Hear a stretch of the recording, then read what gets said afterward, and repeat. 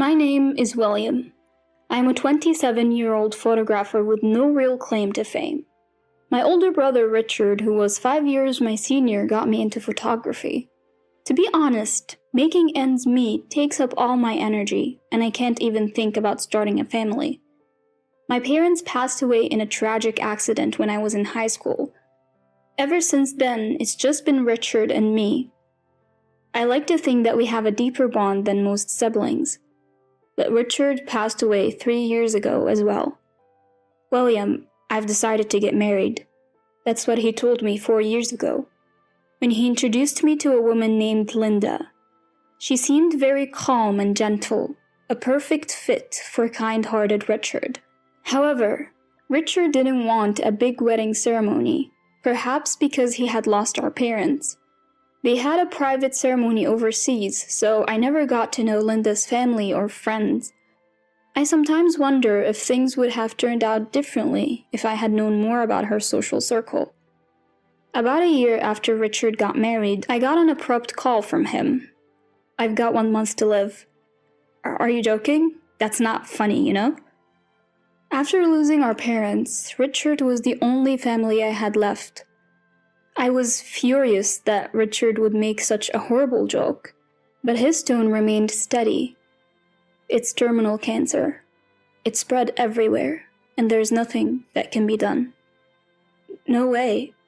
My hands started shaking so badly I almost dropped my phone. Holding back tears, I struggled to continue the conversation. "I wanted to keep my promise to you." "Well, you can't go breaking it now, can you?" That's all I could say before hanging up, my phone slipping through my hands as I fell to my knees and broke down in tears. 3 months later, Richard joined our parents. Although he was given just 1 month, he had held on for 3. At his funeral, I couldn't hold back the tears, crying openly. Linda acted strong, and there I was, so utterly pathetic. Years have passed, and I'm still not over Richard's death. We had promised to keep on living, and I could only get through our parents' death because I had him. Now, I'm as lonely as a cloud. I don't even have anyone to talk to about family. I inherited some of Richard's estate, but I can't bring myself to touch the money. I have most of Richard's belongings as keepsakes, but I'm not emotionally ready to look at them. 2 years seem much shorter than I thought they would be. And now the anniversary memorial for Richard is upon us. I tell myself that I need to move on, deciding to face life head-on after the ceremony is over. Then, Linda stops me. She dropped a bombshell with a smile on her face. "This will be the last time we gather for the memorial service. Please don't contact me anymore." "Wait, what do you mean?" "Since Richard is gone, there's no reason for us to stay connected." You mean... let's cut ties. It's better for the both of us." Linda said that and laughed. "It's only been 2 years." I wanted to say that, but the words wouldn't come out. Sure, Linda is still young and might want to remarry. I get that, but still, something feels off. I couldn't wrap my head around it, feeling uneasy as I ended the anniversary memorial and went home. Alone, I sighed. I decided to move on after the anniversary memorial, but it seems I'm not ready yet. Were Linda's words sincere? And why did she say them with a smile? Well, it is what it is. I thought about it, but couldn't figure it out. I just went to sleep.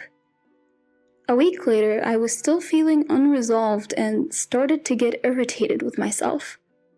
I need a drink tonight. I decided to head to the bar where Richard and I used to go. Walking downtown, I saw a familiar woman walk by. It was Linda, arm in arm with another man. She looked different, not the demure Linda I knew, but one that fit the vibrant nightlife. Not that it's any of my business, but this bothered me even more. When I got to the bar, there were no other customers, perhaps because it was still early. "William, long time no see." Being one of the few who knew about Richard and me, I started venting to the bartender. At the end he said, "You know, if you keep grieving like this, it would make your brother sad too." Hearing it in such a gentle tone made me cry. From that day on, I managed to face forward. The next day, I opened a box containing Richard's photography equipment that I had kept as a memento. This is the most important thing.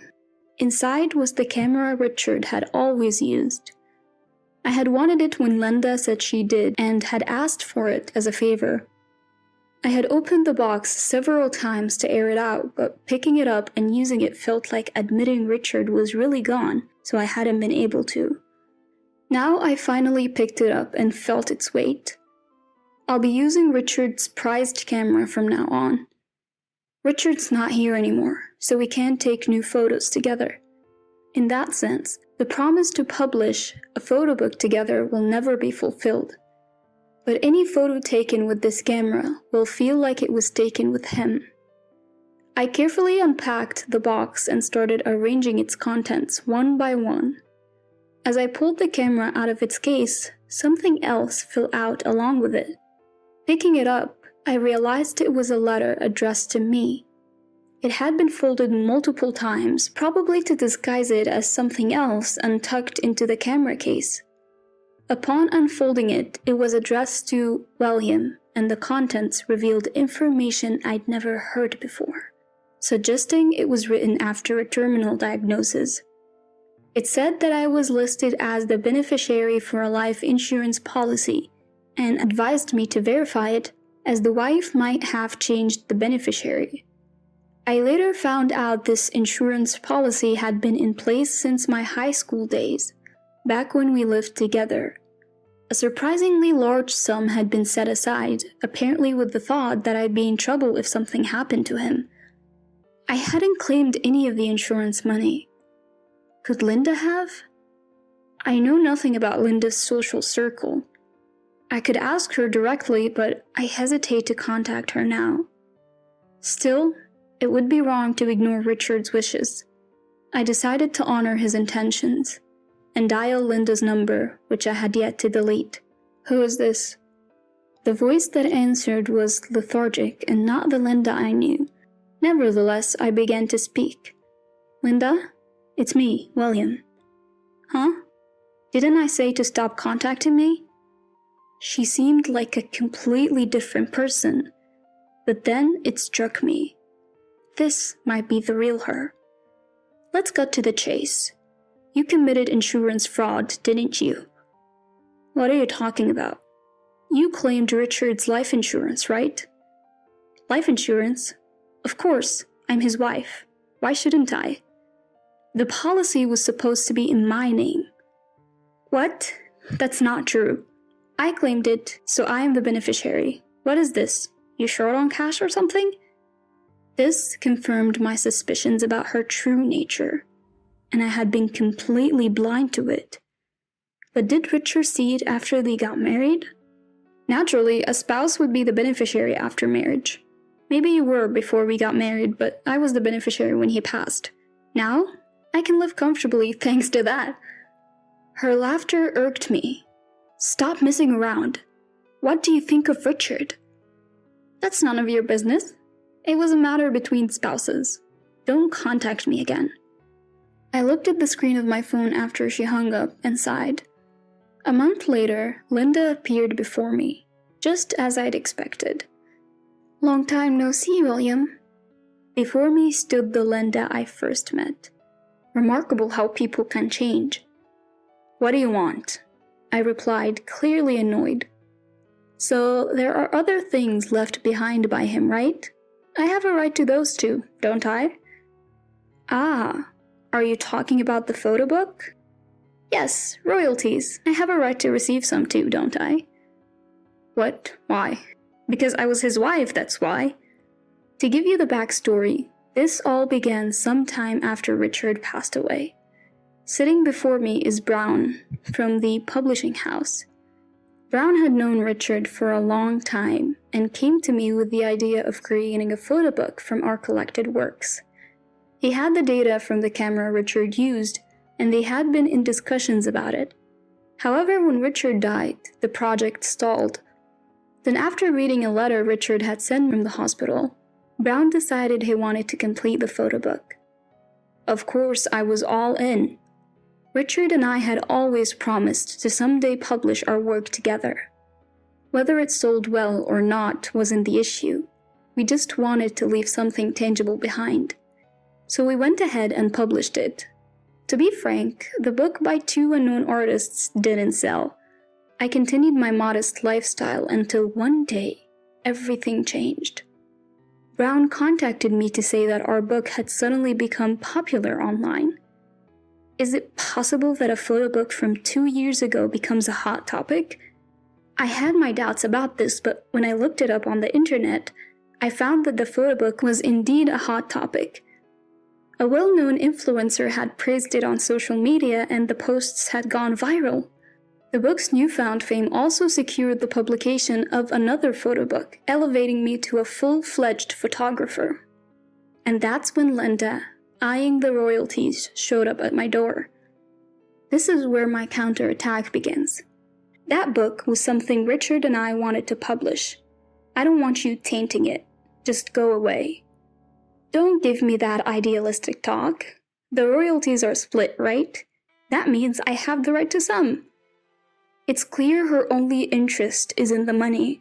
I am furious. What does she think Richard meant to her?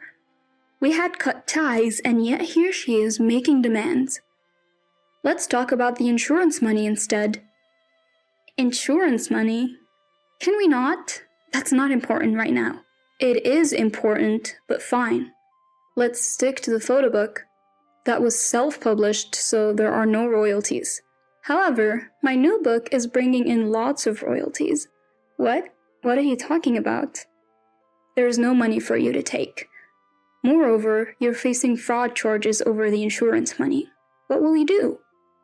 I didn't commit any fraud. Are you still going on about that? What about the $300,000 you received? Your name was on it, but she interrupts me. So, it's my money. But Richard changed that just before he passed. I can get handwriting analysis results anytime. I am done beating around the bush. Linda's face visibly changes as I get to the point. Handwriting analysis? You started looking into the insurance money when Richard was hospitalized. You found out that I was the beneficiary. If Richard were to pass away, you would get nothing. So you changed the beneficiary without Richard's permission. Linda backs away, her face pale. I show no mercy.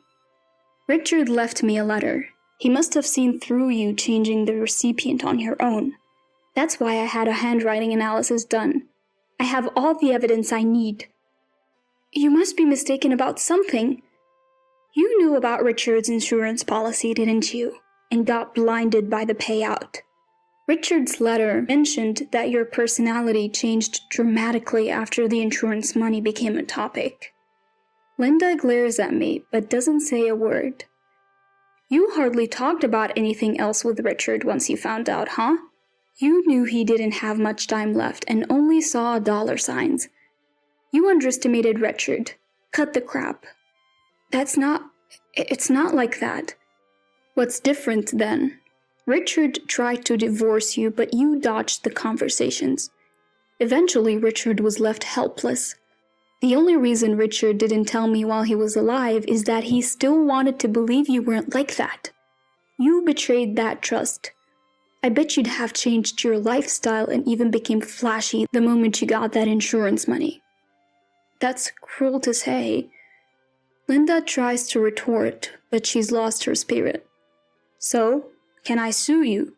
Insurance fraud is serious business. But I won't, if you pay it all back. Pay it all back? I've already spent nearly $100,000. What am I supposed to do? It seems Linda has admitted to her guilt. But where did she spend such a large sum in such a short time? So you finally admit it. What's your next move? I witnessed the color draining from Linda's face for the first time as she collapses on the spot. I get it. I'll find a way. to pay it all back.